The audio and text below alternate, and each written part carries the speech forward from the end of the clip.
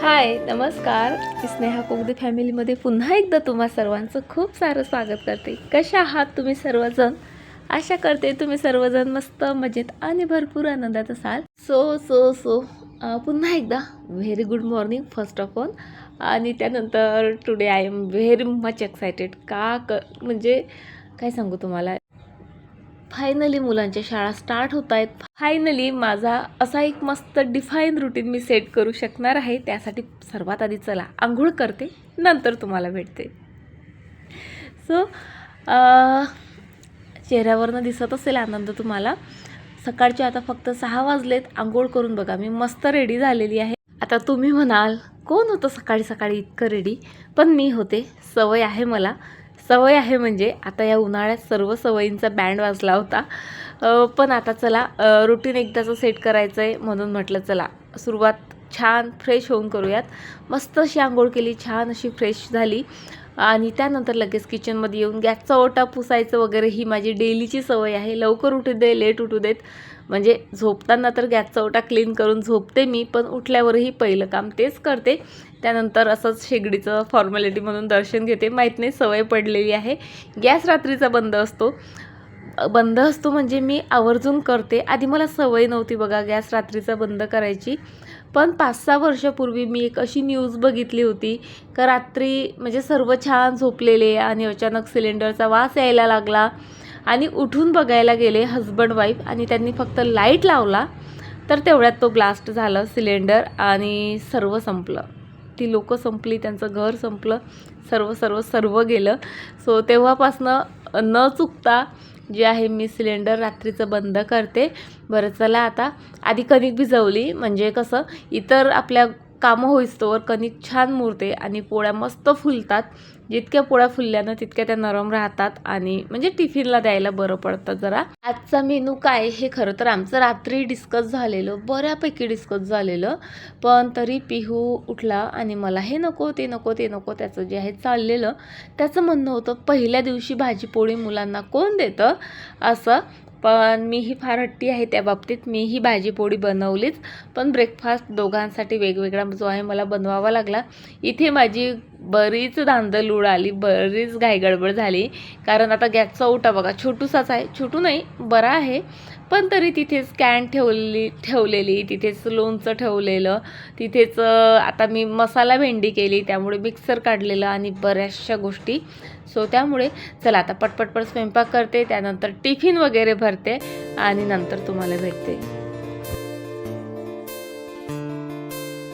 मी सकाळी 5:30ला उठते बघा आणि 5:30 ते 6 मी माझं आटोपते. म्हणजे किचन क्लीन करणं किंवा कधीतरी बाहेर झाडूही लावते, माझी आंघोळ वगैरे हे सर्व.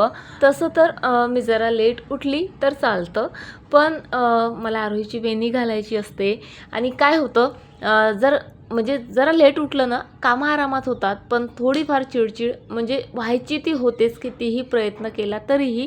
म्हणून मी अर्धा तास लवकर उठते आणि माझा स्वयंपाक वगैरे मुलांचं आटोपण्याआधीच आटोपते. म्हणजे त्यानंतर मुलांना जो वेळ द्यायचा ना तो मी देऊ शकते, त्यांच्यावर माझी चिडचिड होत नाही, निवांत सर्व गोष्टी होतात. आता आज पहिला दिवस म्हणून पिहूला छान ओवाळलं आणि पिहू म्हणजे आरोही तर फार एक्सायटेड होती, पण पिहूही एक्सायटेड होता. मला वाटलं सुरुवातीला तो त्रास देईल उठायला झोपेतनं, पण नाही, स्वतःहून उठला, छान रेडी झाला आणि बघा सर्वांचं किती शहाण्या बाळासारखं दर्शन घेतोय. फक्त आमचंच नाही तर आरोहीचंही घेतो, हे बघून मला खरंच खूप छान वाटतं. भरपूर लाड केला मुलांचा, कारण माहीत होतं आता 4 वाजेपर्यंत दिसणार नाहीत आणि कसा माझा वेळ जाईल हे इमॅजिन करूनच मी त्यांना असं घट्ट मिठीत घेत होते.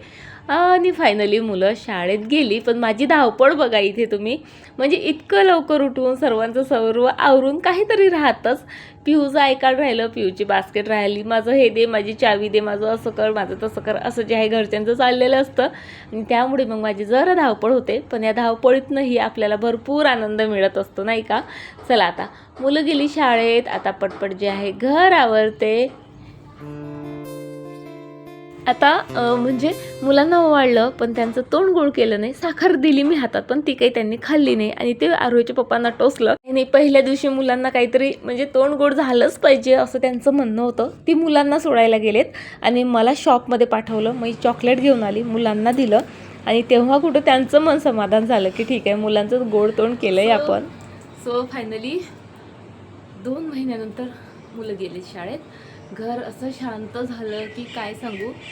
जाताना असं वाटलं गेली एकदाची शांतता मिळेल, पटपट कामं सुचतील, पण आता काहीच सुचत नाही आहेत. खरं सांगते, म्हणजे त्या 1-1.5 तासात इतकी कामं करून झाली, इतकी ॲक्टिव्ह होते मी.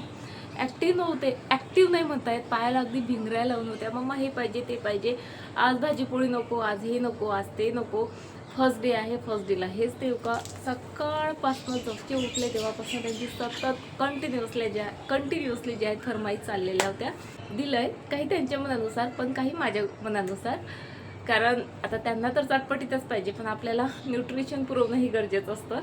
सो गेली एकदाची आणि मला असं वाटलं आता मुलं गेल्यावर मला प्रचंड शांतता मिळेल, खूप सारा वेळ मिळेल. वेळ मिळालाय खरं, पण त्याचं काय करू आता तेही कळत नाही आहे. कामं बाकी आहेत तशी, पण खरं सांगू का मन नाही लागत आहे. मुलं गेल्यावर थोड्या वेळ बसली हॉलमध्ये. आज ॲक्च्युली मला आता एक्सरसाइज करायची आहे, पण तरी नव्हती इच्छा होत, म्हणून म्हटलं चला थोडंसं तुमच्यासोबत बोलते. मला माहीत आहे जर तुम्ही विदर्भातले असाल तर तुमचीही मुलं आता शाळेत असतील आणि तुम्हालाही आता बिलकुल करमत नसेल. जशी कंडिशन माझी आहे सेम तुम्ही फील करत असाल. खरंच नाही करमत आहे. आरूचं कसं, आरू अभ्यास करत बसते, खेळत किंवा मग टी व्ही पाहत असते किंवा टॅब असतो तिच्या हातात, म्हणजे ती तिच्यात बिझी असते. आता शेवटी ती टीनेजर, सो ती तिच्या आता म्हणजे तिच्यात असते बऱ्यापैकी. पण पिहू हा सारखा माझ्या मागे पुढे जे आहे त्याची लुडबुड जी आहे चाललेली असते. सो त्यामुळे खरं सांगते मला पिहूशिवाय नाही करमत, आरूशिवाय पण नाही करमत. पण तरी पिहून सतत तसा जवळ राहतो, त्यामुळे आता मला त्याची आठवण येते आहे. पण चला, हीच लाईफ आहे. शेवटी मुलांना शाळेत जावंच लागणार होतं. आणखी भरपूर गोष्टी आहेत आज करण्यासारख्या. आज मला लोणचं घालायचं आहे, पण त्याआधी एक्सरसाइज आटपून घेते. आणि खरं सांगू का 3-4 दिवस झालेत बाहेर फिरणं होत नाही आहे. सतत पाऊस. आणि सकाळी काल तर एक्सरसाइज झाली नाही, परवाही झाली नाही, त्याच्या आदल्या दिवशीही झाली नाही. असंच चाललेलं आहे. सो म्हणून म्हटलं आज मस्त एक्सरसाइज करते. मस्त म्हणजे जरा कमीच करते, नाहीतर एकाएकी करायला गेले की तुम्हाला माहिती आहे हातपाय किती दुखतात. सो चला.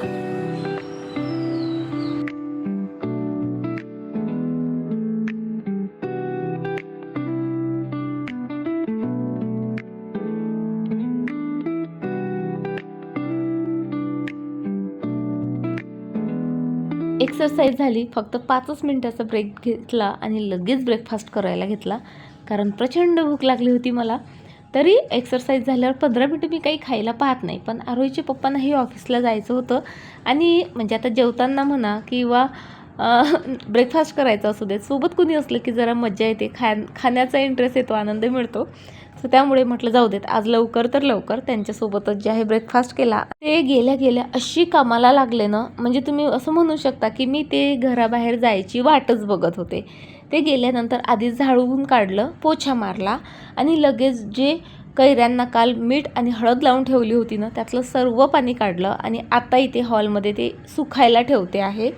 कमीत कमी 3 ते 4 तास मला ह्या कैऱ्या मस्त अशा फॅनखाली सुकवून घ्यायच्या आहेत. आता आज बघा मी एवढे सर्व कपडे, झूठ बोले कव्वा तर नाही, काहीतरी काटलं, पण आज मी नाही, माझ्या मशीनने एवढे सर्व कपडे धुतलेत बघा. आज म्हणजे सुरुवात केली मी, कारण आज ऊन दिसत होतं. म्हटलं ऊन आहे तर ब्लँकेट्स वगैरे वॉश करायला सुरुवात करते. सो जास्त रिस्क मी घेतलीच नाही, फक्त 2 बेडशीट 2 ब्लँकेट जे आहेत आज वॉश केलेत. आता उद्या काही वॉश करेल आणि हळूहळू जे आहे म्हटलं क्लिनिंगला सुरुवात करते. म्हणजे जसं ऊन असेल तशी जी आहे क्लिनिंगला सुरुवात करते. तसं तर आणखी 3-4 दिवस पाऊस सांगितलेलाच आहे, त्यामुळे मी जास्तीचं असं म्हणजे क्लिनिंगला काही काढणारच नाही आहे, किचन किंवा असं काही. पण जितकं शक्य आहे उन्हाचा अंदाज बघून जे आहे क्लिनिंग करायला सुरुवात करते. म्हटलं बरं चला, आता कपडे वाढत आहेत माझे, त्यानंतर क्लिनिंग करून झाली माझी. आता जेवण करते, थोडीफार व्हिडिओची कामं आहेत ती करते आणि त्यानंतर जे आहे लोणचंच बनवेल आणि तेच तुमच्यासोबत मग शेअर करेल. 3-4 बसेस येऊन गेल्यात, पण माझ्या आरोहीची बस काही आली नाही. ॲक्च्युली यावर्षी आरोहीची स्कूल 2:30 वाजेस्तोवर आहे, त्यामुळे 3:30 वाजेस्तोवर ती यायला पाहिजे होती, पण आणखी आलेली नाही. आणि मी नुसती आतबाहेर करते आहे. माझी 5वी फेरी असेल, 3:30 वाजले तेव्हापासूनची. पण माहीत नाही काय इश्यू आहे. अकोल्यात पाऊस असेल, ट्रॅफिक असेल, बऱ्याचशा गोष्टी आहेत. बरं चला, लोणचं बनवायची प्रोसेस ऑन द वे आहे आपली, ती कंटिन्यू करूयात. सो सर्वात पहिलं काम म्हणजे तेल तापवायला ठेवायचं.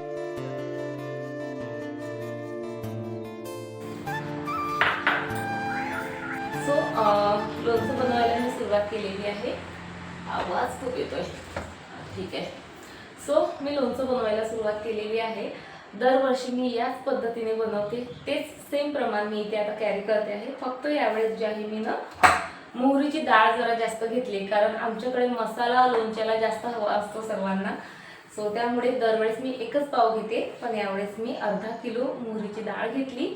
त्यानंतर अर्धा किलोपेक्षा जास्त जे आहे तेल इथे मी उकळायला ठेवलेलं आहे. उकळायला मीन्स थोडं गरम करावं लागतं ते.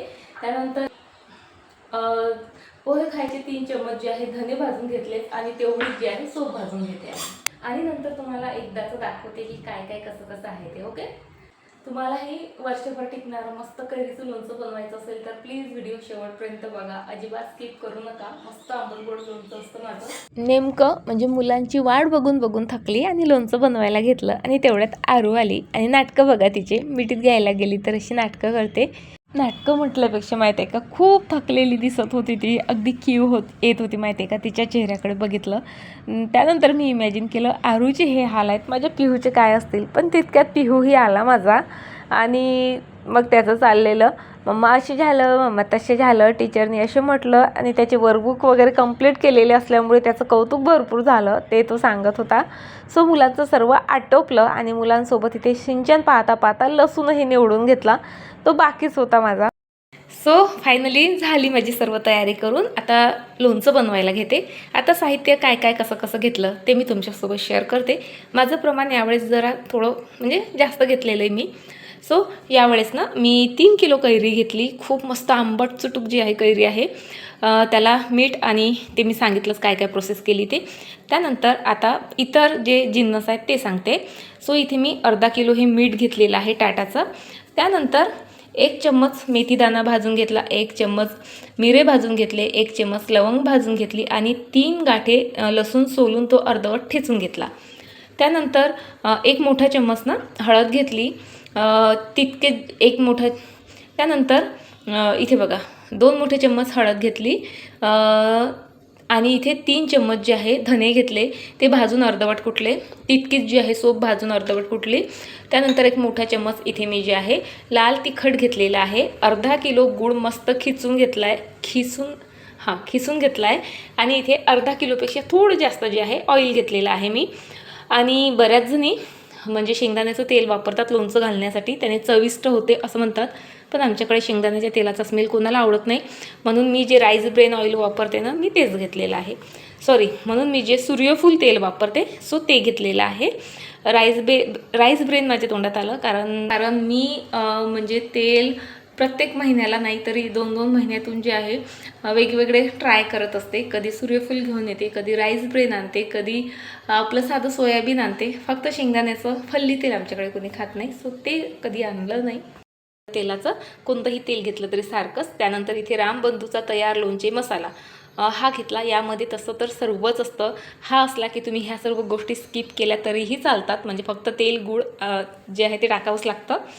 पण तरी मी सर्व घालते कारण आम्हाला एक्स्ट्राचा मसाला घालायचा असतो. आणि मोहरी तर यावेळेस मी अर्धा किलो घेतली, एरवी मी फक्त 1 पाव घेत असते. पण मुलांना ना लोणच्याचा मसाल्यासोबत जेवायला आवडतं म्हणून ती जास्त घेतली. चला जिन्नस सांगितले आता कोणते काय आहेत. आता पटकन जे आहे लोणचं बनवायला घेते. सर्वात आधी तेल मी गरम करून घेतलं बघा आणि कोमट व्हायला ठेवलेलं आहे. सो अजूनही ते थोडंसं कोमट आहे, म्हणून यामध्ये मी काय करते, ज्या लसणाच्या पाकळ्या आहेत आपल्या अर्धवट ठेचलेल्या त्या टाकते. म्हणजे त्याही त्या तेलासोबत थोड्या जे आहे कोमटसर होऊन जातील. तशी काही फारशी गरज नसते, पण मी टाकते. आता लोणचं बनवण्यासाठी तुम्ही डायरेक्टली जी लोणच्याची भरणी असते आपल्याकडे चिनी मातीची किंवा प्लास्टिकची, काचेची, त्यातही बनवू शकता. पण मी मुद्दामून या पातेल्यात बनवते आहे, कारण यामध्ये मिक्स अगदी छान व्यवस्थित आपल्याला करता येतं. सर्वात आधी मी कैऱ्या टाकल्या, त्यामध्ये सर्व मसाले, गूळ, मोहरीची डाळ आणि तेल हे सर्व ओतलं, छान मिक्स केलं. पुन्हा कैऱ्या घातल्या, त्यानंतर पुन्हा हे सर्व मसाले घातले, मिक्स केलं आणि उरलेल्या कैऱ्या, आता हे तिसरी लेअर मी देते आहे. असं केल्याने मसाला खूप मस्त प्रॉपर असा मिक्स होतो बघा. म्हणजे आधी कैऱ्या टाकायच्या, सर्व मसाले टाकायचे, नंतर मिक्स केल्यापेक्षानं असं केलेलं कधीही चांगलं असतं. नंतरची मेहनत वाचते आपली आणि मसाला प्रत्येक कैरीच्या फोडीला खूप चांगल्या प्रकारे लागतो. सो म्हणून मी अशाच प्रकारे दरवर्षी मसाला जो आहे मिक्स करत असते. सो झाला आहे मसाला मिक्स करून. आता हे लोणचं असंच आपल्याला 3 दिवस या पातेल्यात ठेवायचं आहे, म्हणजे मिक्स व्यवस्थित करता येतं म्हणून. आणि चला आता यावर मी जे उरलेलं तेल होतं ते सर्व घालते आणि झाकून ठेवते. तशी भरणीही माझी तयार आहे बघा. चला, लोणचं बनवून झालं आणि तोपर्यंत माझा इव्हनिंग वॉकचा वेळही झाला. सो म्हणून आत्ता मी आलेली आहे इव्हनिंग वॉकला. आमच्याकडे 1-2च पाऊस झाले, पण त्यामुळे वातावरण इतकं सुंदर झालं आहे ना, म्हणजे 3च दिवस आम्ही आलो नाही आणि 3 दिवसात खूप सारे चेंजेस. इवन बघा, जमीनही हिरवी हिरवी, म्हणजे जी छोटी छोटी झाडं गवत होती तीही उगवलीत आणि खरंच हे पाहून आम्हाला खूप आश्चर्य वाटलं. तर चला, आता स्वतःची काळजी घ्या. बाय.